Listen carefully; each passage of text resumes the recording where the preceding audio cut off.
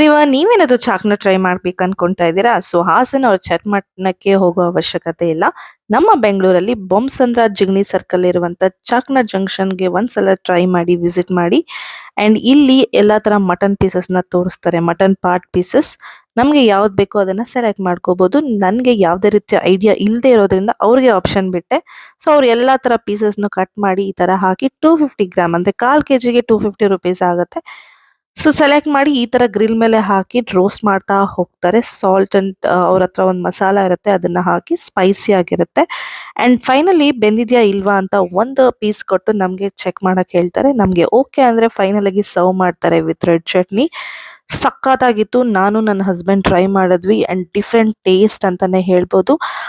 ಅಂಗಡಿ ಅಷ್ಟೊಂದು ದೊಡ್ಡದೇನಿಲ್ಲ, but taste ಮಾತ್ರ ಸೂಪರ್ಬ್ ಆಗಿರುತ್ತೆ. ನೀವು ಕೂಡ ಟ್ರೈ ಮಾಡಿ ಅಂಡ್ ಕಾಮೆಂಟ್ ಬಾಕ್ಸ್ ಅಲ್ಲಿ ತಿಳಿಸಿ ಹೇಗಿತ್ತು ಟೇಸ್ಟ್ ಅಂತ. Thanks for watching. ಬಾಯ್.